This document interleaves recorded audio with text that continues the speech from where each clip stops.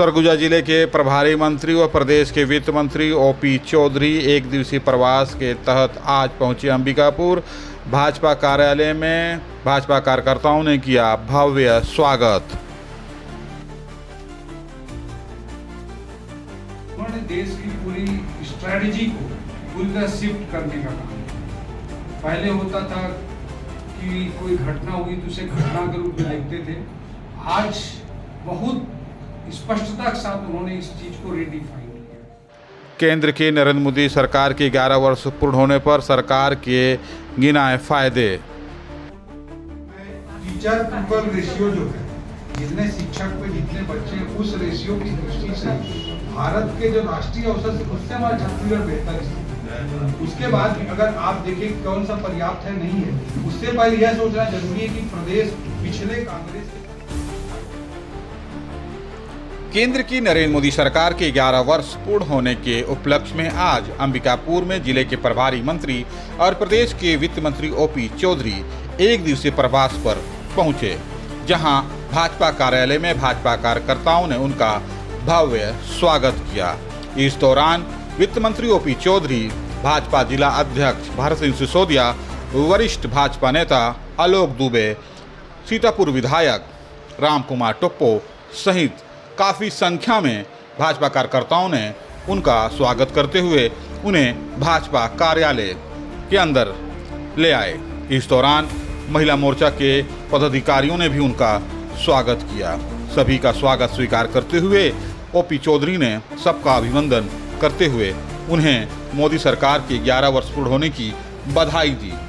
तत्पश्चात पत्रकारों को संबोधित करते हुए ओपी चौधरी ने कहा कि केंद्र की मोदी सरकार की 11 वर्ष पूर्ण हो चुके हैं। इन 11 वर्षों में केंद्र की मोदी सरकार ने देश को नई दिशा, नई सोच के साथ आगे बढ़ाया है। मोदी सरकार ने 11 वर्षों में जो कार्य किए हैं वो अपने आप में एक रिकॉर्ड है। पिछले 60 सालों तक कांग्रेस ने इस देश में राज किया, लेकिन देश के विकास में ऐसा कोई कार्य नहीं किया जिसका लाभ गरीब से गरीब तबके को मिले। लेकिन मोदी सरकार ने हर वो कार्य किया जिससे समाज के आखिरी पंक्ति में खड़े हुए लोगों को मिले। लोगों को पक्का आवास से लेकर हर तरह की सुविधा मोदी सरकार ने दी है। उन्होंने कहा कि सेवा, सुशासन और गरीब कल्याण की त्रिसूत्री नीति पर केंद्र सरकार कार्य कर रही है, जिसके साथ ही भारत विकसित भारत की ओर अग्रसर है। मोदी सरकार ने 11 वर्ष में जो कार्य किए हैं, कांग्रेस ने 60 वर्षों में वो कार्य नहीं किए। कांग्रेस की साजिश बेनकाब हो चुकी है। उन्होंने यह भी कहा कि केंद्र सरकार की ऐतिहासिक उपलब्धियों की विस्तृत जानकारी अब लोगों तक पहुंच चुकी है। यही कारण है कि मोदी सरकार लगातार लोगों के विश्वास पर खरे उतर रही है। इस दौरान उन्होंने कहा कि आने वाले वर्षों में जिस प्रकार से सरकार आगे कार्य करेगी, उसे लेकर भी नई रणनीति बन चुके हैं। ओपी चौधरी ने कहा कि आज छत्तीसगढ़ सहित देश लगातार विकास की पथ पर अग्रसर है। गरीब, किसान सहित आम आदमी को हर तरह की सुविधाओं का लाभ मिल रहा है। सरकार की लाभकारी योजनाएं से हर कोई प्रभावित हो रही हैं और उसका लाभ ले रही है। उनके प्रति जनता जनार्दन में उनके प्रति प्यार, उनके प्रति विश्वास लगातार बढ़ता गया है। उन्होंने भारतीय राजनीति को नए सिरे से परिभाषित किया। वो प्रो इनकम्बेंसी की राजनीति, जो उन्होंने भारत की अर्थव्यवस्था को मजबूत बनाना हो, भारत की सुरक्षा व्यवस्था को मजबूत बनाना हो, भारत को टेक्नोलॉजी के एंगल से मजबूत करना हो, भारत के सांस्कृतिक जड़ों को मजबूत करने के लिए कदम उठाने हो, इन सभी बिंदुओं पर बहुत मजबूती के साथ भारत देश को 11 वर्षों में आगे बढ़ाने का काम किया है। अभी हम बात करते हैं जब आतंकवाद जैसे विषय की, उन्होंने देश की पूरी स्ट्रेटजी को पूरी तरह शिफ्ट करने का काम किया। पहले होता था कि कोई घटना हुई तो उसे घटना के रूप में देखते थे। आज बहुत स्पष्टता के साथ उन्होंने इस चीज को रिडिफाइन किया, पुनर्परिभाषित किया।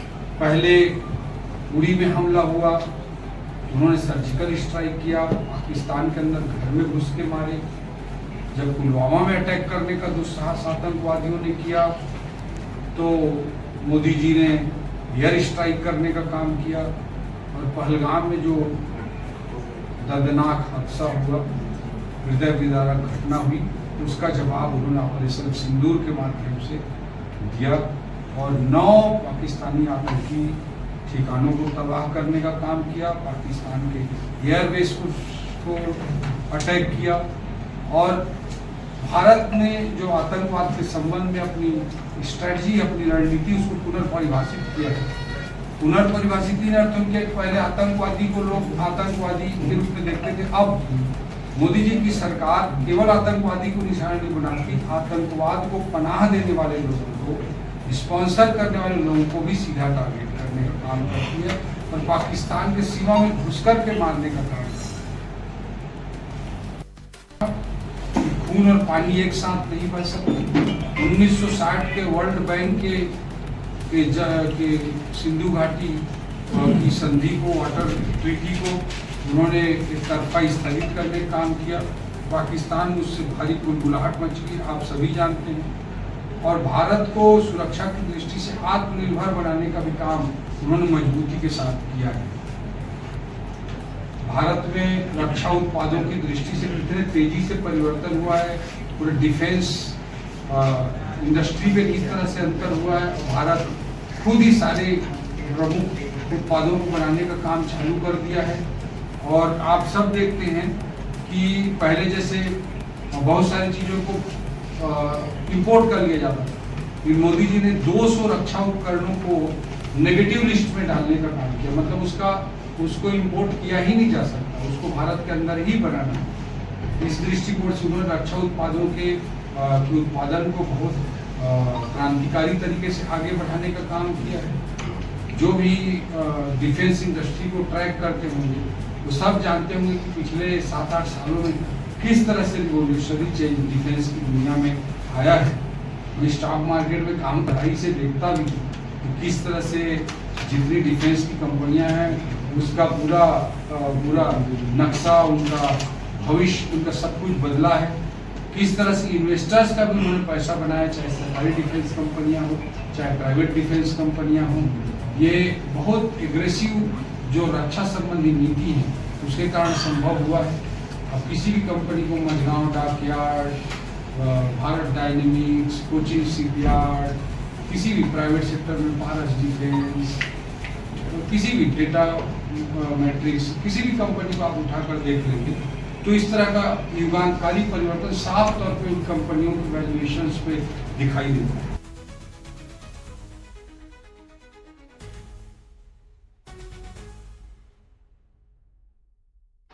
पत्रकार वार्ता के दौरान जब पत्रकारों ने वित्त मंत्री ओपी चौधरी से प्रदेश भर के स्कूलों में हो रहे युक्तिकरण को लेकर सवाल किया कि क्या 2 शिक्षक एक स्कूल को संचालित करने के लिए काफ़ी हैं, जिसके बाद उन्होंने क्या जवाब दिया आप भी सुनिए।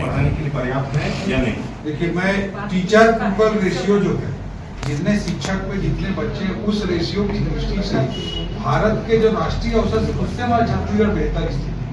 उसके बाद अगर आप देखिए कौन सा पर्याप्त है नहीं है, उससे पहले यह सोचना जरूरी है कि प्रदेश पिछले कांग्रेस के शासन, हमारे मुख्यमंत्री जी भी शिक्षा विभाग देख रहे हैं और उन्होंने स्वयं बयान दिया है कि कांग्रेस के समय में इस तरह से बेतरतीब ट्रांसफर किया गया कि 300 स्कूल शिक्षक नहीं हो गए थे, 5000 से अधिक स्कूल एकल शिक्षक हो गए थे। अगर उनको रीएडजस्ट करके उनको भी अगर ध्यान दिया जा रहा है तो उसको हमको अप्रिशिएट करना चाहिए। किसी की गंभीर समस्या हो उसके लिए हमारे मुख्यमंत्री जी जरूर उनके प्रति सहानुभूतिपूर्वक विचार प्राथमिक शाला को पढ़ाने के लिए जो 5 कक्षाएं होती हैं उसके 2 शिक्षक पर्याप्त नहीं करते। इसी मामले पर शिक्षकों को समझाने में कहाँ चुक जाएगा, क्योंकि पूरे प्रदेश में शिक्षक विरोध कर रहे हैं। निश्चित रूप से उसको हम शिक्षा विभाग समझा रहा है।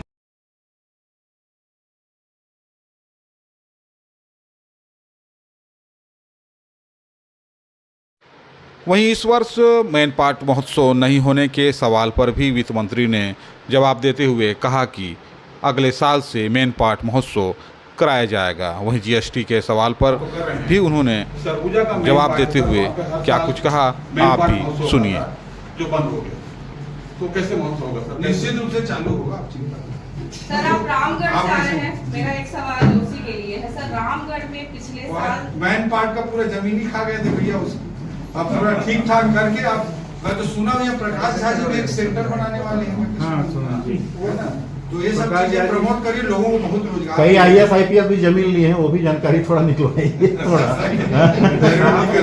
साहब के समय ही थे वो जो जमीन लिए हैं। ऐसा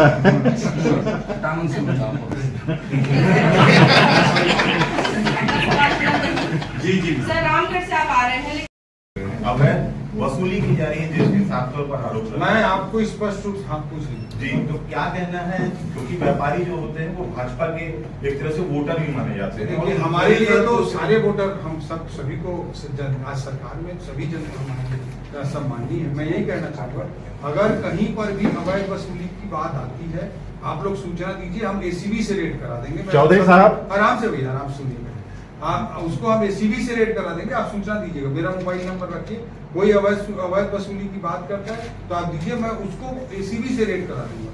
इतना मैं आपको आश्वस्त करता हूँ। एक दूसरी चीज मैं कहना चाहता हूँ, हम तो 10%, 20%, 25%, किसी का 19-20 हो, उसको इग्नोर करके डिपार्टमेंट चलता है। अभी जो GST है उसमें बीफा का सॉफ्टवेयर लगा है, दिल्ली में भी लगा हुआ है, हमारे रायपुर में भी लगा हुआ है।